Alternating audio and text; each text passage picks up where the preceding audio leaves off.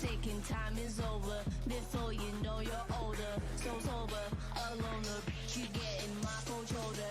You crying like it's rain. You causing all the pain. No closure, I'm colder. You getting nothing, Joker. Get down.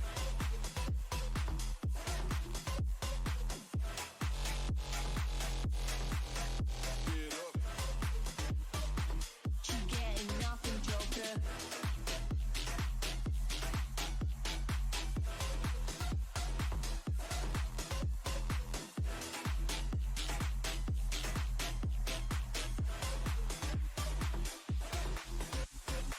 Clock ticking, time is over.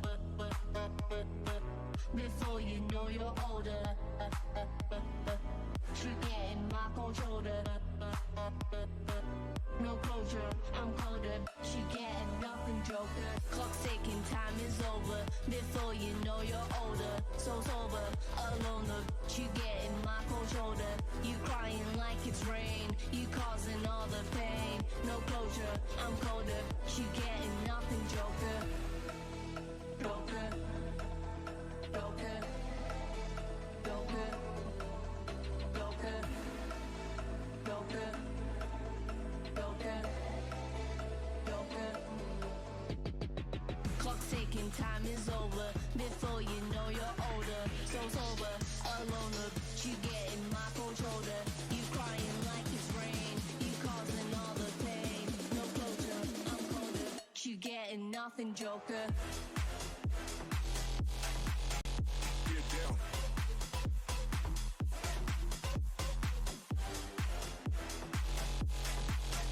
Get up.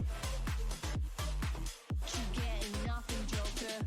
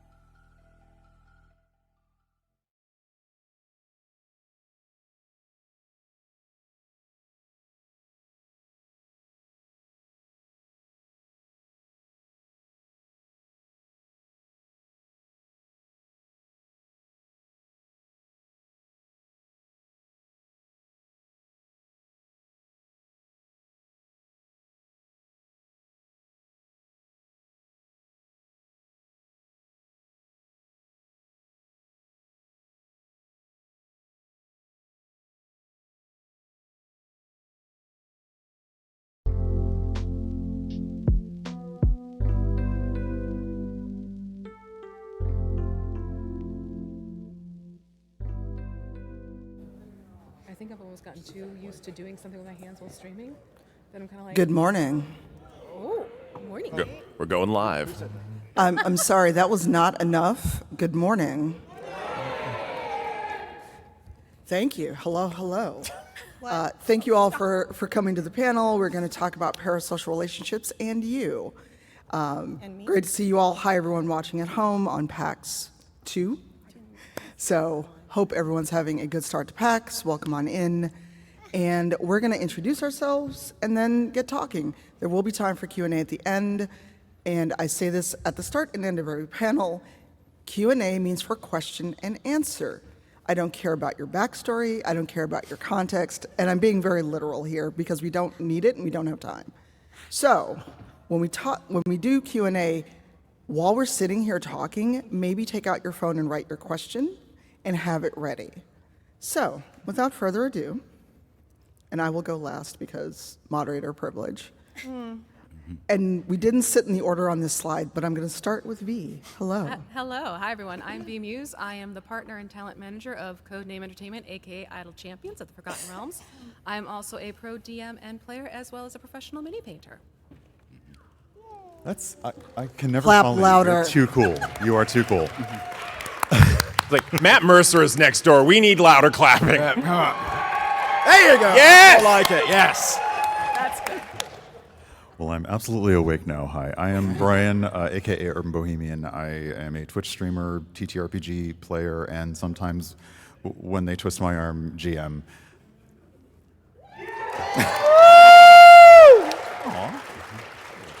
Next.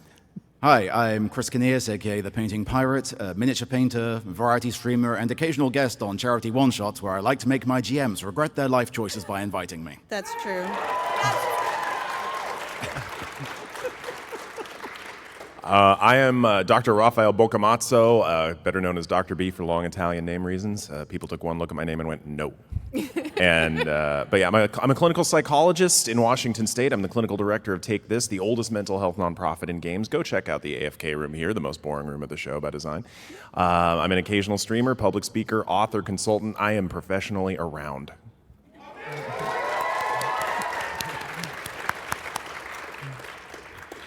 Hi, my name is Kelly Butler. I am mostly known as the Opera Geek for the main reason that I am a professional opera singer who is also a geek. I am a streamer, content creator, one-time GM, and never again, thanks to Painting Pirate. Called out. And my husband. But also I am best known for playing my dog on Idle Champions, found the familiar quest.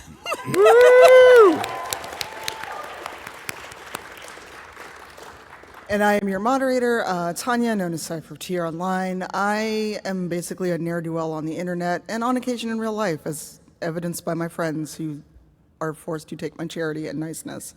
I also am a game developer, both day job and side gig of Into the Motherlands stream. And you've probably seen me and Brian on Rivals Waterdeep, and I was also on Black Die Society.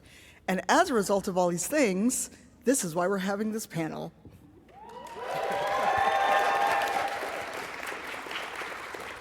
So, show of hands, who knows what a parasocial relationship is? So, the fact that almost everyone in the room raised their hands means the people that need this panel are not here. They're watching at home. They better be. I met the people that are next door in line and queuing up for our friend. But I'm also just being snarky. If you haven't met me, surprise. So I'm not reading this at you. I worked in corporate jobs too long to have people read slides at me, but please feel free to take a screenshot of it or take a picture of it, whatever you'd like to do. I said screenshot for those at home. But the TLDR of a parasocial relationship is that it's one-sided. And the people that watch us on our shows, our streams, interact with us, follow us on Twitter, Blue Sky, wherever you're landing these days, think that there is more there than there is. And we're going to talk about it as everyone kind of gives their answer about parasocial relationships. I did want to point out another kind of parasocial relationship by Drs. Cohort and Emery, which looks more at social media and streaming and content creation, and that is kind of what that's aimed at. Again, I'm not going to read it at you. This isn't school. This isn't work. And this handsome fellow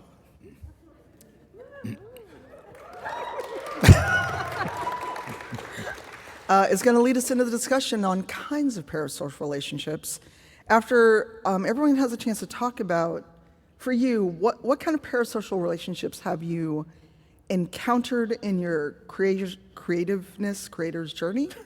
And we all will have time to give examples, both good, if there are good ones, and bad. So who wants to go first? I mean, I'm cool to go if you want. Sure. All right, so I've had a plethora of relationships parasocially based. Some have been extremely positive. Case in point was I have a YouTube channel where I show people how to paint miniatures and build terrain. And a gentleman emailed me out of the blue one day, and he said, I just want to thank you because I have 2 little girls. I'm trying to get them into RPGs. They see this woman who is confident, knowledgeable, and creative, and they have locked and loaded onto your channel, and they watch it every single time. They're making terrain, they're painting minis. Thank you so much for the time and your dedication. So he's checked in with me every so often, maybe once a year I might hear back, letting me know how the girls are doing. So for me, that's been something that I honestly cherish and is fantastic to hear. However, on the flip side, I have been in a situation where a certain individual, who will remain nameless, decided that they were very fixated with me. I don't know why, I don't know how, but I woke up one morning and they went through my Instagram account and liked every single selfie on my account. Not the minis, not the terrain. Jumped over to the next account, did the same thing. Jumped over to get another account, did the same thing. Blocked. Okay, for me that's an alarm that something's not right. They're not following me for the content, they're following me for the face, which isn't great for me. Then, after blocking him on all of my personal social media, he jumped over to the company that I worked with at the time and started doing very similar things, showed up in live streams and started commenting. We actually had to take it to a cease and desist level because this individual did not get that I was not his personal infatuation. So I've run the gambit of parasocial relationships. Sorry. It's okay. No, that's okay. I've mostly had good experiences, I think. Like similar to what V mentioned, I have had people who have told me that like they or their children enjoy seeing a queer person of color streaming, being able to play games, being able to succeed, and it helps them know that they belong. I think in terms of just knowing that I was going to be visibly black and visibly queer on the internet, I do tend to set those boundaries a little more strongly, and I try to keep my day job and everything out of my creative space, so I try to set those boundaries. And I'd say like the most I've had is people generally just assuming a little bit too much friendship because you see me, and as that slide on social media said, part of what we do is being entertaining. We are trying to be the person that we want you to pay attention to. It's just that we also have to remember to set those healthy boundaries to understand that I am a person who's not quite a celebrity, but I am being your entertainment. Yeah, similarly, I've never had any really like outlandish, like super scary of the examples of the parasocial thing. I mean, go figure, beardy white dude on the internet. People don't really mess with me the way they like to others. Not that it doesn't happen, but it's less likely. I think the way I find it more manifests is people tend to blur the line as to when a relationship stops being parasocial. Particularly in the streaming sphere, where somebody has been around as a member of the community for a very long time, that does not equate to being a friend or having any kind of measure of responsibility. I've definitely observed, like, over time, people tend to think that either they need to be helpy when the mods are dealing with a situation, or the rules, like when it comes to things like backseating, no longer apply to them because they're, a regular, but that's still there's that parasocial kind of line there. Tenure does not mean you get to blur that. Oh, okay. All right. Fair enough. I deal with it in all sorts of different ways because there's different ways of conceptualizing things like this in the psychology world, and ever since therapy was formalized in Western Europe 150 years ago, we talk about things like transference, and I won't get into the boring details of this, especially this early in the morning. All of you are going to take a nap, but the line is an awareness on the part of the individual. Like, we all have media figures that we idealize. Cool, for better or worse. I idealize two guys named Rogers, Fred and Steve, and Captain America and Mr. Rogers. When I think about what would they have done, tends to be good advice. But the way people have approached me being a psychologist is a little different than a lot of folks up on this panel, in that they often want rescuing, they want help. And my presence has been, there's an expectation set that I will help them when it's not appropriate a lot of the time, especially in a streaming space. It's not private, it's not ethical, it's not legal. And so some of this, sometimes people are grateful for, like Brian has mentioned, for being visibly of a certain identity. I'm very public about being autistic and ADHD. It informs a good chunk of what I do. But on the flip side, I've had stalkers, and I keep an evidence file now. So it just kind of goes both directions in terms of how things can shake down. Yeah. So I've had some varying degrees, just like everybody else here. Probably my favorite was the fact that after I sang Mus'e and La Bohème for the first time, I'm like walking to my car, I have a hoodie on, sweatshirt, and I just hear someone yelling in the parking lot, "Opera geek." And it is a fellow streamer called Praxagorth Esmaphoria, who turns out lives 20 minutes away, and now we go to Sunday dinners at her house, and it's fantastic because she's an amazing cook. But you also get the people that have come into my streams and are, in some cases, obsessed with certain anime characters I did the voiceovers for. The worst example being somebody coming in, he's just saying, "Someday I'll find where you live." I understand that maybe they meant it as "someday I want to meet you," but that's not what they said. And you have to be really careful about how you approach people. Probably the best compliment I've ever gotten for performing applies to this on both sides. Somebody said, when you came out on stage, you made everybody in the audience feel like they were your friend.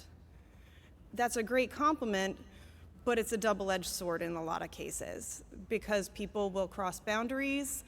If you're open about your mental health, like I am, like pretty much everybody is here, people like to trauma dump in your chat. And it can get really interesting. I think on the balance, I've had a lot of great interactions, but people do tend to step a little across that line quite a bit. And that's actually a great segue to the 3 kinds of parasocial relationships we're going to talk about. And because I am that person, we're not going to start with the audience to creator performer one that everyone is familiar with. We're going to start with the creator to audience. Because, what? Uh-oh.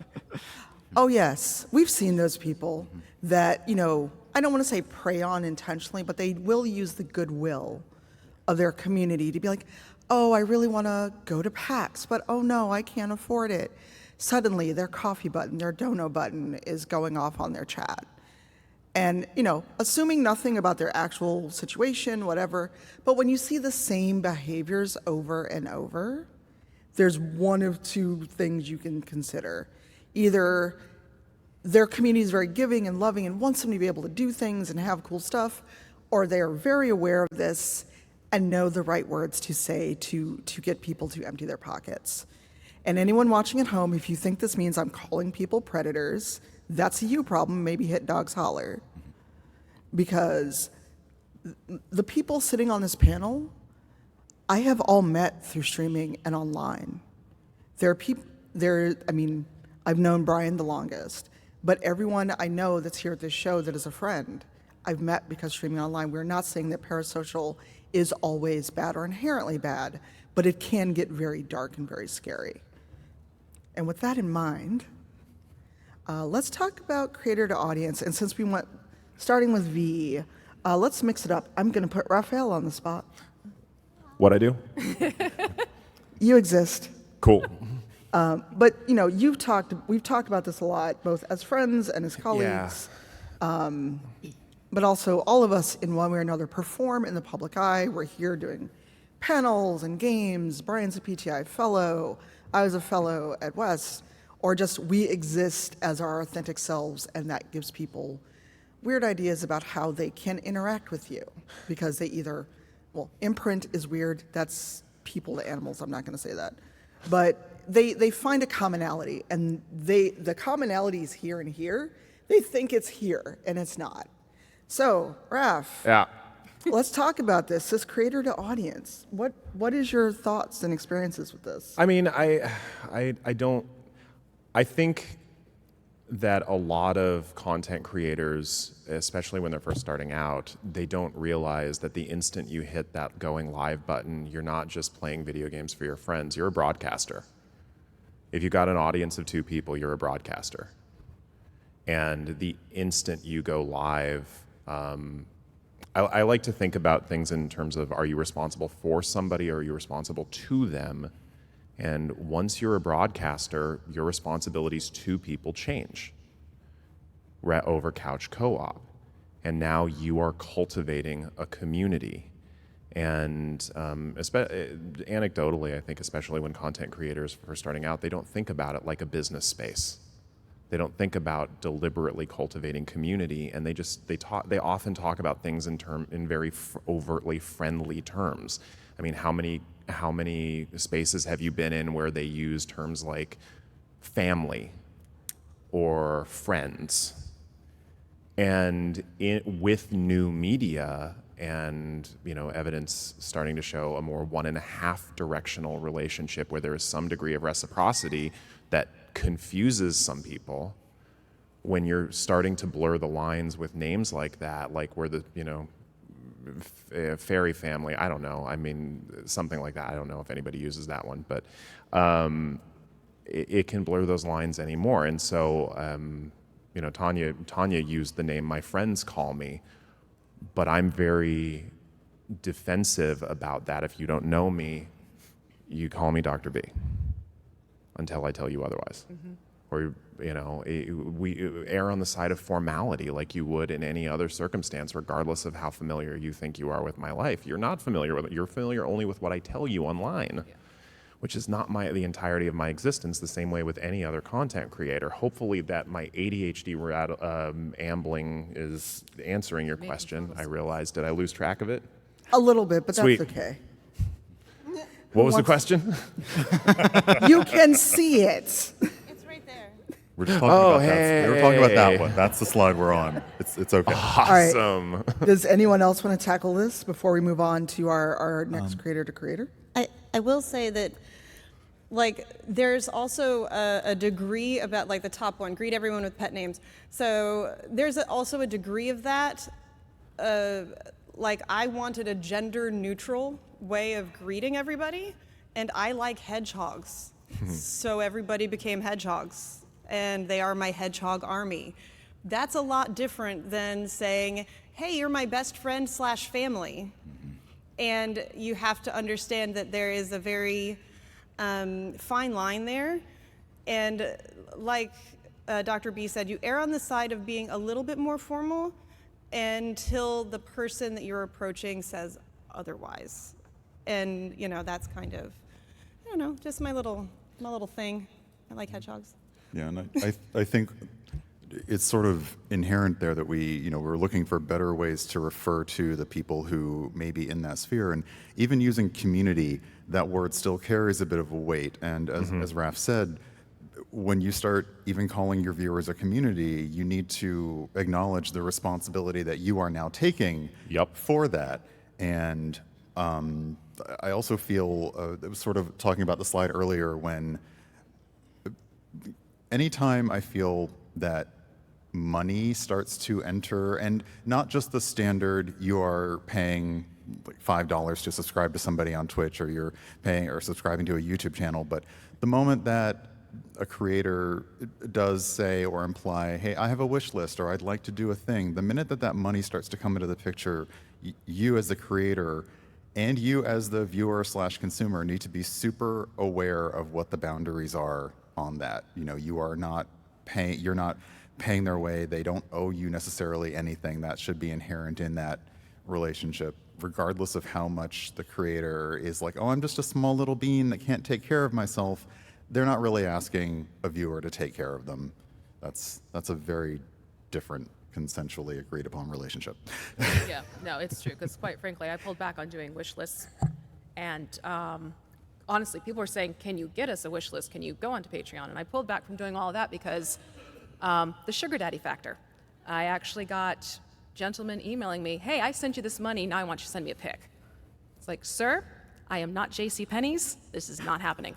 But yeah, I mean, If you understood that reference, go take Tylenol. I was going to say. I need to stretch my back. How dare you? Is this a joke I'm too British to understand? Yes. It's Betteridge. It's Betteridge's. Okay, thank you. It was seeing that happen where I was like, you know what? This is a huge crossing of lines for me. I pulled way back from even doing it, even though it's been requested of me. I'm like, no, I'm not a comfortable person with this one. And the other thing that I notice with some content creators is, bye everyone, I love you. It makes my skin crawl because that just flings that door wide open for people to be like, oh, they said they love me. It's like, no, they're just using a term of endearment that's too broad and can mean too much to different people. So that's something where I've always made a point where I will not say, love you so much, unless I know it's a very personal friend in the chat, hey, I'll talk to you later, love you, bye, type of thing. So I made a point to come up with an expression to end my streams, be good to yourselves, be good to each other. I to actually, me- oh, sorry. I jumped on. For me, that felt like a safe way. It's like, hey, your welfare and well-being is important to me. Doesn't mean I love you. I need to know you better. Well, I actually deliberately borrow a phrase along those lines from a middle school teacher I know, and I've now used it at this point more than she has. I heart you all in a school-appropriate way. Because it conveys, I do have gratitude, I do have affection for the people who come to watch, for the people who come to participate, and at the same time, we're subtly, actually overtly acknowledging, there's some boundaries here, okay? Like, we're not buds, we're not friends, and in some cases we are when we hang out in person, but acknowledging I do have some affection and gratitude for you, but there is a limit, there is a wall here, okay? And I would just implore any creator of any size, be cognizant, because there's a power differential. Your words carry weight to your audience, no matter the size. I think, tying back to a point that you had made earlier, Dr. B, about once you go live, you're no longer just playing games for your friends, you are broadcasting, and those words having more intrinsic meanings. It's something that I had to really train myself out of before starting, because I grew up in rural England. So it's extremely common for us to just refer to somebody as love. Like, oh, thanks, love. Appreciate it, love. Like, that's just a common thing that we do. And that's a way in a lot of, like Australia, that's really common as well. And it's something that you don't immediately think of because it's so ingrained in just the way you communicate. But especially given that your audience is not going to be regional to you. Like streaming, as somebody who grew up in the UK, my audience is not either just US or British, they're around the world, and that's the case for all of us. So just because it feels completely natural to you, it's worth putting that little bit of extra thought into if those particular terms have additional meanings, and either using something that's more neutral, like Hedgehog Army is honestly one of my favorite ones I've ever heard. I really love that one. Like mine is crew, because I lean to the pirate vibe with it. But it just the words that even in just casual conversation can still elicit that, have also that double meaning of a strong emotional attachment, are probably ones to avoid using just to be safe. Sorry, I just had a moment of, what do I say? This is all good. All right, the dreaded creator to creator, because I'm just going to be that person, say it a lot of times dealing with other creators in any space, but especially in the TTRPG space, is like crabs in a barrel. There's a lot of me too, I'm going to step on you until I get what I want and then forget you exist. Yeah, I said it, and if you want to see me, fight me after this panel.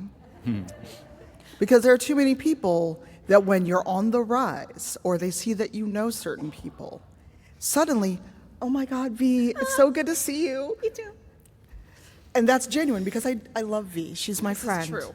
But if someone walks up to me at this convention and goes, oh my God, it's you, I'm so happy to see you, and they literally can't name a thing I've done, something I'm in, and all they want to do is get to know you because of who you know, that is a parasocial thing. A friend of ours, Gabe Hicks, tweeted about that as well, because apparently he had that experience at Gen Con, of people coming up to him mid-conversation with others, wanting to get introduced to the people he was talking to, or to be brought around to other people that he knows. You know, it is common knowledge, a lot of us interact with like the folks from Crit Roll, what have you, or we're in the same sphere and they assume because you're in that same sphere that I can just ring up Matt and be like, hey, this person wants to do blah, blah, blah. That is so not true. Even for me, I would never do that. Hey, you must have just got on stage. No, they're agreeing with you. That's Yeah, it. that's Yeah. like They are agreeing that's with you. concurrence. That is what that is. Yes. I just thought that was hilarious timing. But a lot of people in the space, in the TTRPG space, creator space, often we wind up siloed into ourselves because we don't want to seem like we're trying to use other people. And at least I will vouch for the people on this panel and folks I know in the audience, that is not what we're doing when we want to collab with you. But because others use people so often, it is so hard to get past that first hurdle of, are you genuine? Do you want to actually be my friend? Or do you think you can step on me to get to where you want to go? And for this one, I'm going to put Kelly on the spot to start. Wait, what? Why? But Kelly, you can help fulfill all my dreams of singing professionally, right? I can't even fulfill my own dreams. Wow, Kelly, you missed the whole point. You missed the whole point. Have you seen the panini that is happening in the world? I can't do But it. it was more hyperbole of this, if I came to you and said, I know. oh my God. And I'm still friends with everyone on this panel. Somehow. I will say that creator to creator, it's very difficult because people don't think of those of us who are in the performance space having massive anxiety about things like that. They see, I tell people, for instance, I'm an extroverted introvert. I'm mostly an introvert who wants to be in my pajamas, but because of the career I chose, I have learned to be what people need at certain times. Here's opera donors, here's people on your stream. But that doesn't mean that I don't look at other creators and think that either I am less than or hold them onto a pedestal of some kind, even subconsciously. And I'm going to embarrass literally everyone on this panel because I have felt that way about literally everyone on this panel. I'm not even joking. Don't even look at me like that. I don't even need to look to my right to know everyone's doing the same expression I am. You have literally watched me walk into walls. Yeah, and because I saw you walk into a wall, I walked into the next one. Oh, God. It's true. Trendsetter. Trends, yeah. But a great example is V. V and I met online. We became really great friends pretty quickly, actually, because we just, meshed.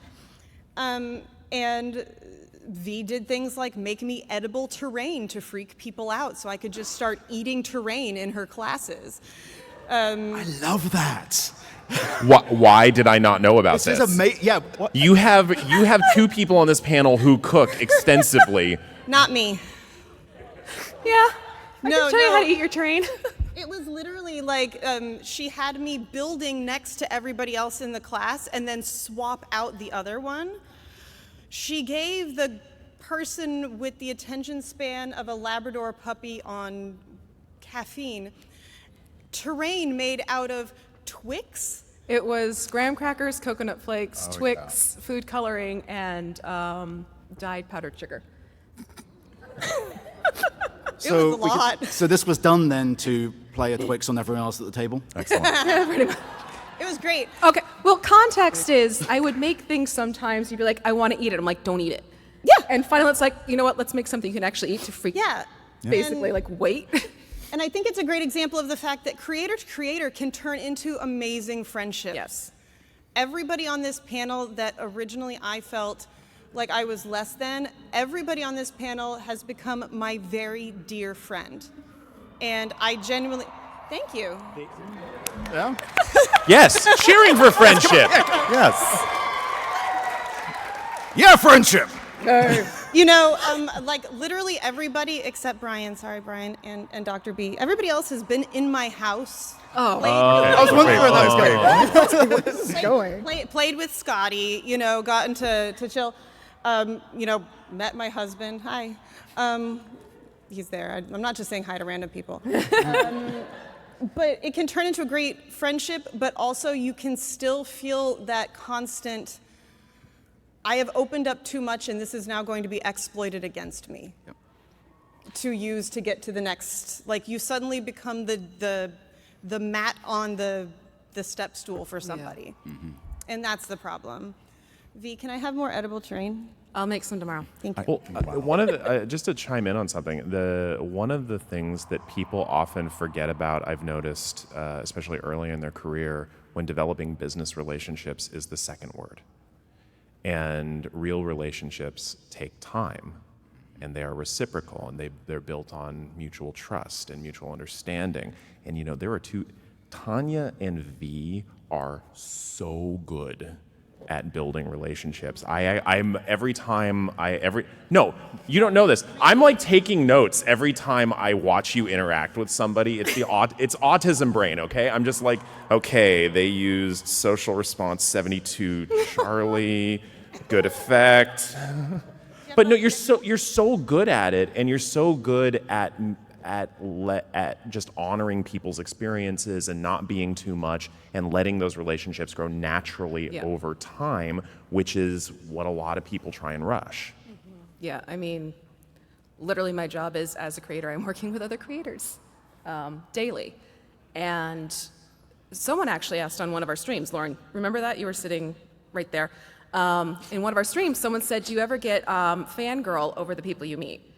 Because you work with all these different people. And I said, absolutely not, because for me, I work with people. I don't work with personalities. And that is something I hold as true to my core as possible, because when I send out that initiative email, hey, we want to work with you, I truly mean you as this individual who has created whatever platform it is, we truly want to work and collaborate with you. I'm happy to keep the email going. If you want to jump into a call, we can do that. I make sure that I approach other creators as people, because I know as a creator myself, I'm a person. I have my boundaries. I have my wants and my needs and my considerations when I'm approached for collaborations on my end. How would I want to be approached in the opposite direction, essentially? So it's something where creator to creator, you have to be careful with what your own expectations are of the person you're approaching, but also what their expectations of you might also be. It's a double-edged sword. I get to work with a lot of fantastic people, but I also get people who know that I work with a lot of fantastic people who are like, hey, hi. How you doing? How you doing? So about becoming a da-da-da-da, and it's like, no. And I think we've sprinkled, we sprinkled the word work a lot. We sprinkled the word business in here. And I think to remember that, I always think about my coworkers. Yeah. I like them. We work together. That's great. I am not friends. I may be friends with two of them, and that's after working with them for years and getting to know each other. And you have to kind of remember, a lot of the creator to creator thing is, as a streamer, your audience you should be looking for your audience to be viewers and people who want to watch your content. Your audience should not be other streamers. That should not be who you're appealing to, because that really does feel like you're looking for a reciprocal relationship, and that's not how you should engage in this. And a lot of us, we work together. We're all freelancers in this space, so we're kind of like each other's coworkers. And those stronger relationships may develop. They just may be really good business relationships, one or the other. But you do need to recognize that you're not going to meet someone who does the same thing you do and immediately be best friends. Yeah. Right. I will say sometimes that also does happen, but it's not how you should be approaching meeting somebody you stream with, meeting someone at a convention, etc. Also, in the interest of time, I'm going to move to the next slide. I also do want to have time for Q&A. So remember, when we call for Q&A, there are mics in each in that aisle. Sorry, it's bright. I can't see people. But again, question, not a comment, not a backstory. I know we're at a TTRPG con. I don't need your character sheet, because my dump stat is strength. I will come off this table and this stage. Just a reminder, this is the teacher and me. Questions start with who, what, where, why, when, and how. And so this is a big one. And I was thinking about it a lot in, between so Chris was on this panel with me at TwitchCon last year. Raph was supposed to be on the panel, but life happened. And I got the flu. He did. But in absentia, Chris was a good stand-in Dr. B, as he is also a beardy white guy. Yeah, and I had Dr. B's notes. It's the most intelligent I've sounded on any panel I've ever done. I felt so guilty about dropping out. I think I wrote like an essay of like, here are my answers and da-da-da-da-da. This is the abbreviated version. It was 6 pages long. You were cosplaying Dr. B. I was sitting there with these psych terms. Like, I have no idea what the phrase I just said was, but it sounded really impressive, and it was in a British accent. I win. Oh, there you go. Yeah. But to get back to the parasocial relationship last that a lot of us are familiar with, the audience to creator, the people who do not understand boundaries. And I'm very intentionally wearing my Baldur's Gate shirt because of this, because we've seen it. Wow, I heard that Muttley snicker from someone. That was me. Yeah. Because we saw it a lot with like the Dragon Age fandoms, Mass Effect fandoms, and because those same kind of feelings are happening with Baldur's Gate, we're now seeing it with the Baldur's Gate fandom, especially because the actors are so much more accessible. At the time, like DA, Mass Effect came out, a lot of them are streaming the game, a lot of them are at events, like MCM London happened, MCM Birmingham is happening right now, some of the actors are there. And so it made me think about it because it's weird, because I'm in the industry, but I am a fan of these people and of the game and of the writing and everything else. But I've also seen, and this is unkind, and I know it's unkind, but I can't think of a better way to phrase it, the absolutely unhinged way some people have responded to the characters and the actors. And the other part of it, too, is some of us have seen this that have been on actual plays or even one-shots. The last bullet point of people get a little too invested in the character you play. I played Celise Astorio for 5 years. That character is near and dear to my heart. A lot of myself is in that character, but I am not Celise. I have had people come up to me and address me. Oh my God, you're Celise. And I'm like, no, I'm Tanya. You can call me Cypher because I have no idea who you are. And that's another part of that too, is people want to use your name. Like, I have addressed people on this panel by name because we are friends. We have hung out.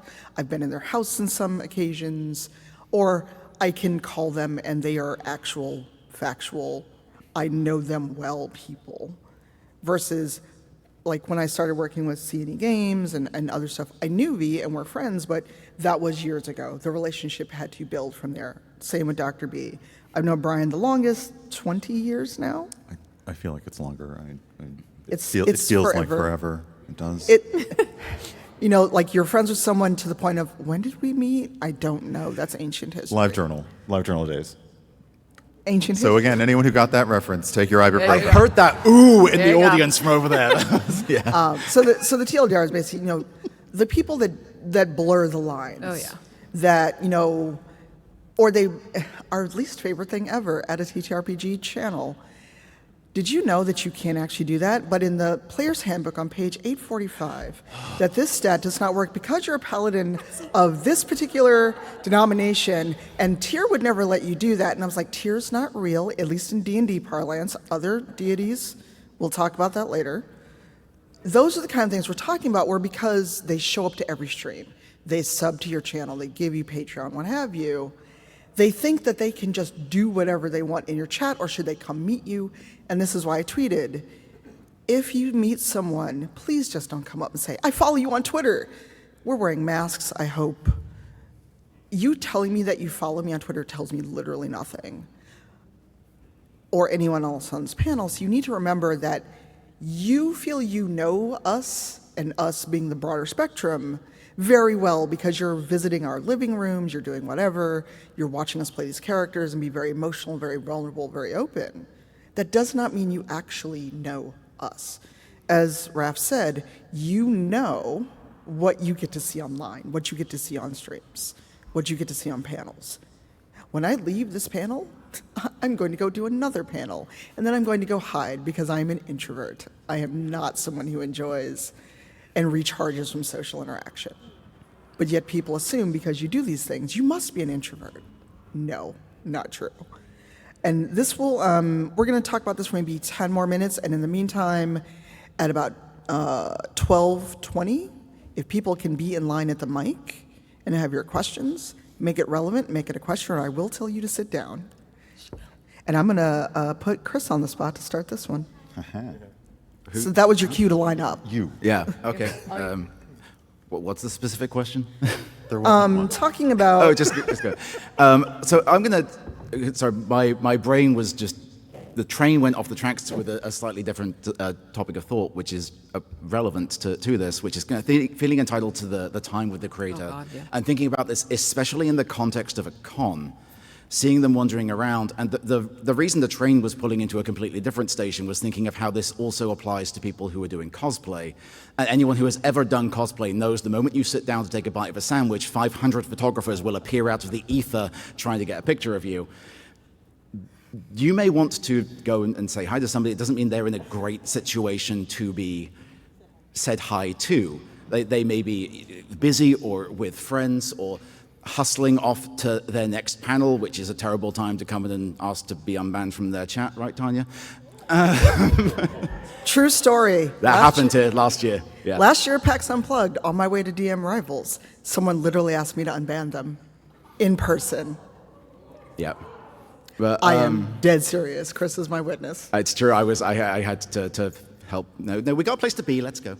Went into full handler mode with that one. But it all kind of ties into it. And again, it's the same thing as it being upset when a creator isn't on. Like, I am an extrovert. I'm a socially awkward extrovert, but I get that the energy for me comes from being around people. But there is also going to be a limit to that. There will be a point at which I just need to go and quietly have a breakdown in the corner somewhere. So it's never... With the assumption that you have paid attention to people's, boundaries and have approached in a polite and respectful way, it's generally not going to be about you. Don't take it personal. I have to say something. It takes a lot for some of us to share I don't really want to say darker, but more difficult parts of our life, but that is also part of being human.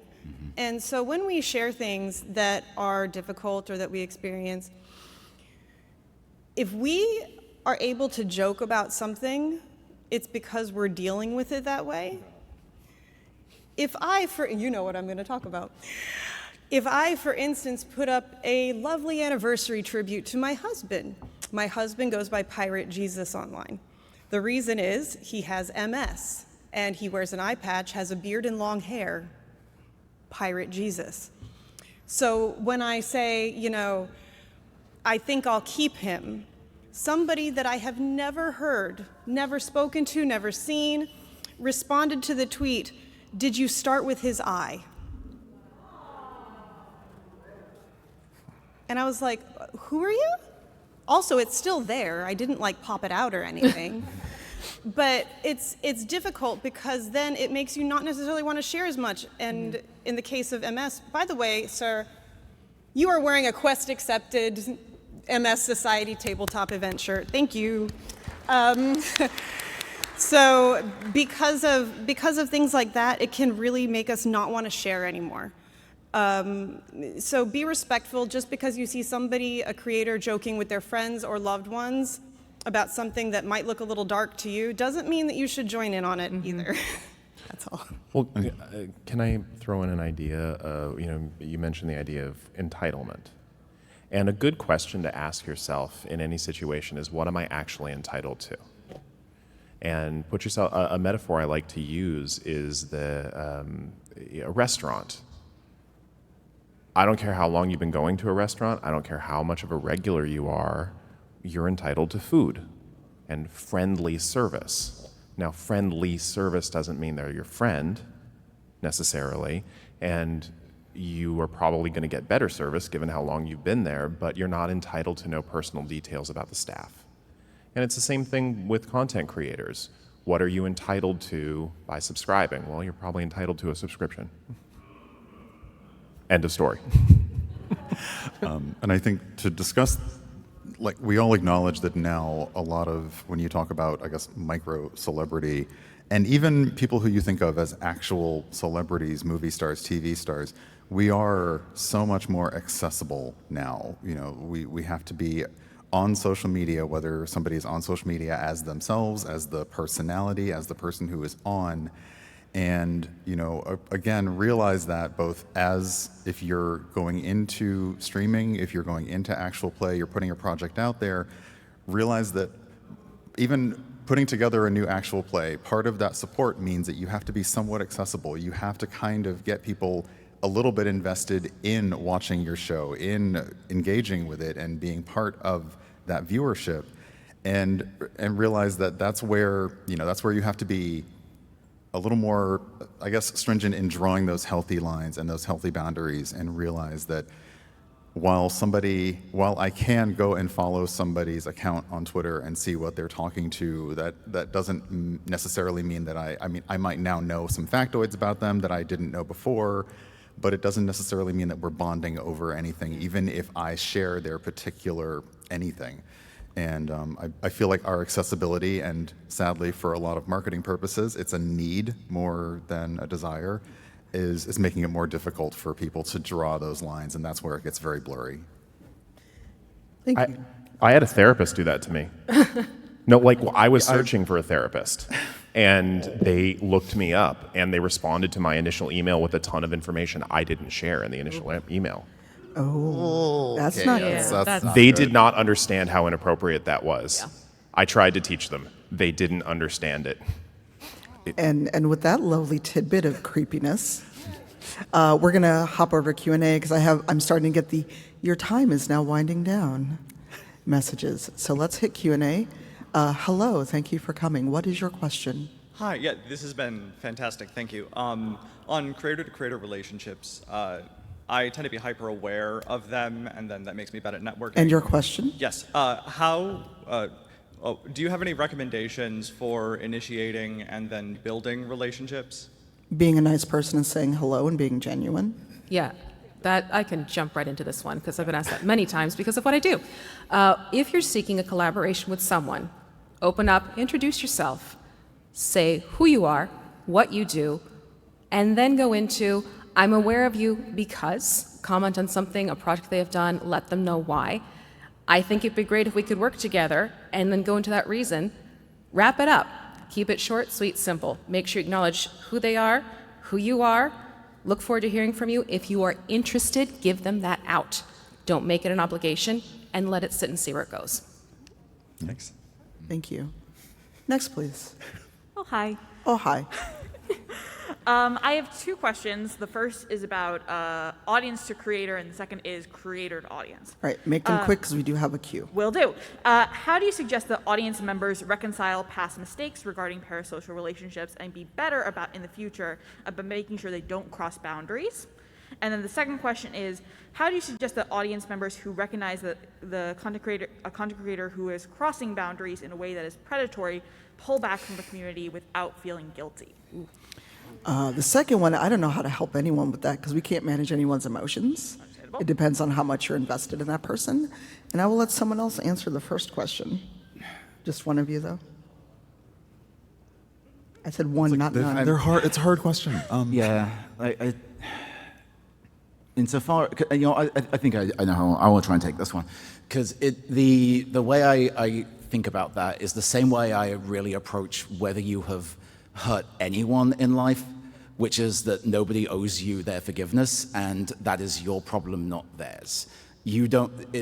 The best way I think to reconcile past mistakes is to move on and not make them again. Don't go out seek, because there's definitely a desire, right, to go out and seek that. I've changed. Please acknowledge this. That's on you. That's not on the person who was slighted. So just. It sounds reductive, but honestly, just be better, because speaking as a creator, we notice. We do notice when somebody has been corrected, taken the lesson, and it is appreciated, even if it's not necessarily something that's appropriate to outright acknowledge. Thank you very much. And while we do Q&A, I've moved on to this other slide, which will also help with some of these questions. Thank you. What would be the best way to know when an audience member is ready for more responsibility, like maybe becoming a mod on a Discord server or something? That's not really the topic of the panel, but if anyone has a quick answer. When they're taking initiative and actually helping you out ahead of time before it's even asked or requested. If someone is willing to be like, I'll grab the link, I'll do this, and that type of thing, and they aren't pushing it themselves, that's usually a good sign. Thank you. Thank you, V. Next. This actually ties in kind of to the second point. When somebody comes up to you in person as maybe having one of those uncomfortable conversations, do you have any tips or techniques that you've come up with to kind of disengage from the conversation without being too dismissive or rude? I fail this one. Who wants to take it? I have a lot of reasons for disengaging, and many of them legit. I am often on a lot of panels, and I gotta bounce. But sometimes the buddy system, we all tend to look out for each other in a lot of ways. And if somebody is being inappropriate, or we notice, a signal that we prearranged or something, we will make an excuse and usher a friend away. And the buddy system is often the most unintrusive and the most subtle, but I gotta go bounce to my next meeting. Usually true, 90% of the time. There's a lot of ways of doing it subtly, but if somebody is not taking the hint, it is okay to be overt about your boundaries of, hey, I need to go, and right now, you continuing to follow me makes me uncomfortable. And if they're at that point not willing to disengage, well, that's what the enforcers are for. Yeah, and if it's something where it's coming in online, you can say, thanks for reaching out. I understand where you're coming from, but right now I feel like you're crossing a boundary, and I'd appreciate your respect to disengage and let me kind of process this and leave me alone until I reach out to you. Awesome, thanks. Hi, my question, how have setting stronger boundaries led to not collaborating or taking certain opportunities? The question was, how has setting stronger boundaries led to not collaborating or taking other opportunities? So I'll jump on that real quick, because I'm not going to give any explicit situations for obvious reasons, but yeah, there have been situations where an opportunity arose and it would have involved somebody I was not comfortable working with, and that is not an opportunity that is right for you, and that is okay. It wasn't going to be an overall positive thing. Like, yes, sometimes those opportunities, and it'll suck if it then takes off and does super well, but it wasn't right, and that will happen. Thank you.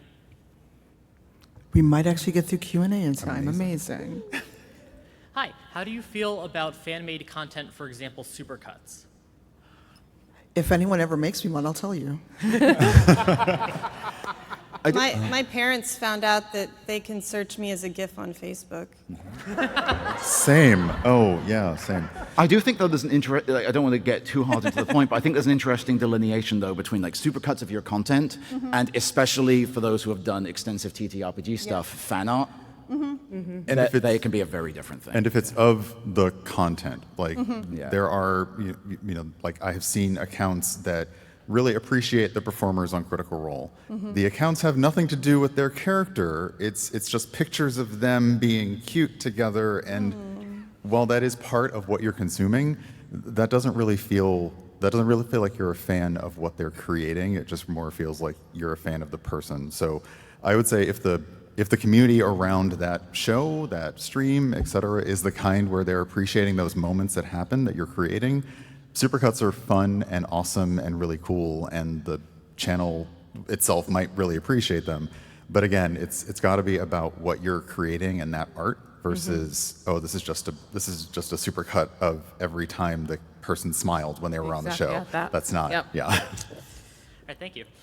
And one quick thing about that is that, like things like fan fiction, other stuff. One, never send people fanfic that you've written about their characters, and by the love of anything you might hold holy, don't send them real people fiction. Look, it's a thing. I found it. I didn't want to find it, and I had to go scrub my brain. But people do this, and you know what? As long as you're not hurting anyone else, I believe in do whatever you do. But that's a very weird and very creepy boundary personally for me. But also there could be legal implications. There were people who wanted to do like fanfic or other things of like Into the Motherlands. Cool, I'm glad you enjoyed it. Never send it to me, because then that is a copyright thing that I will then have to address. I don't know if our friend is in the audience, but a friend did food for Motherlands, and that was dope.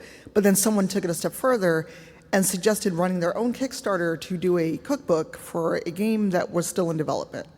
So be mindful of that kind of stuff. Thank you. Hello. So I know a common scenario is for content creators to have to deal with like an overly obsessive fan. We have 5 minutes. What is your question? Have any of you had to deal with an overly obsessive content creator? Oh, other content creators? Yes. I was going to say, Raf. Yeah. No, absolutely. I mean, because of the nature of what I do, and I'm also in somewhat of a unique position that I'm also transparent about my own mental health struggles as a mental health professional. But that's also by design to normalize the fact that all of us struggle in various ways. But people have taken that as an opportunity to really seek help from me because they were in the industry.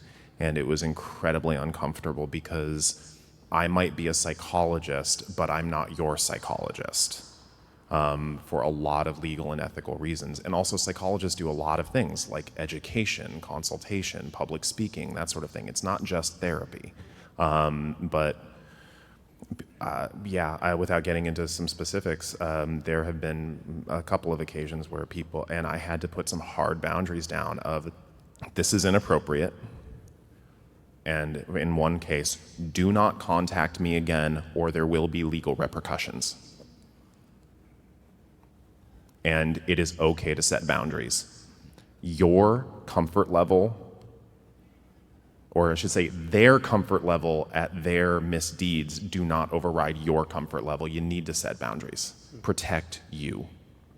Period. Thanks, Raf. Thank you. All right, we have 3 questions in 4 minutes. Can we do it? Thank you. My question is, if you mod, or if people have used in the past your mods as kind of a parasocial bridge, how do you kind of navigate that? I mod for a few of my friends' streams, and I've had to deal with, I'm not the one broadcasting. So you're the first line of defense. Yeah, how do you navigate that, sort of those situations, yeah. I mean, if no one minds me taking it. Go for it. As a moderator, you are the first line of defense. Ideally, the person streaming or content creating should not even see those things. So I'll use an example, and this is not a brag, trust me, because I applied for it. I helped moderate Neil Newbon's stream. And people are very parasocial. They do not understand that he is a person outside of the character he voices. And a lot of times we shut things down before it's even seen. And there's a cavalcade of us moderating the chat. So it's keeping an eye out and also checking in with the person you're moderating for. Go, what is not okay? Put banned words in the list. So someone comes in and tries to constantly at them, tag them, put like their actual name as a banned word so people can't constantly tag them. And be that first line of defense. And then have somewhere you and other moderators can check, be it a Discord channel, a Discord DM, because some of our friends that stream don't have Discords, but we do have a group DM where we can talk while they're live. And then if something's serious, talk with the other moderators and go, is it time to ban this person? And I just got the 1 minute mark, so the 2 people still in queue. If you don't mind waiting for us outside, we will get to your questions. Sure. Thank you so much. Thank you for being here. No problem. But I did want to make sure we could all do an outro, and then we'll be outside for a few minutes because I have another panel to get to. I don't know everyone else's schedule. But very quickly, where can people, and this is because we're a parasocial panel, where can people, with your consent, find you at this convention? All right, so if you want to find me, basically just look for VMuse. It's either got an underscore between the V and the Muse, or there's a little bit of extra to it, but all the profile pictures look like me. That's the best way to find me. If you want to find me here at PAX, go to my Twitter, X, whatever you want to call it. I do have a couple of posts up there that show where I'm going to be for this entire week. I'm Urban Bohemian pretty much everywhere. In terms of where you can find me this weekend, open the PAX app. I'm one of the PTI fellows. My schedule's in there. It's on the website. Otherwise, follow me on social media. Paintingpirate.com. All of my social stuff is linked from there. That's probably the easiest. I will be over at the Eldritch Foundry booth at 2 p.m. today doing some mini painting, and that's it. Otherwise, I'll just be around. You can find me on all the socials at the Dr. B, but more importantly, follow TakeThis.org on all the socials because we do a lot of really great work. Clap for him first. It's okay. Nope. You can find me at kellybutler.com. You can also find me as at the Opera Geek, wherever fine beverages are sold, except YouTube, because somebody got it first, and I'm still mad about it. But other than that, yeah, just follow on socials. And as for PAX, if you see me, you can say hi. Just don't touch people unless they say okay. All right. Thanks so much. Great PAX, y'all.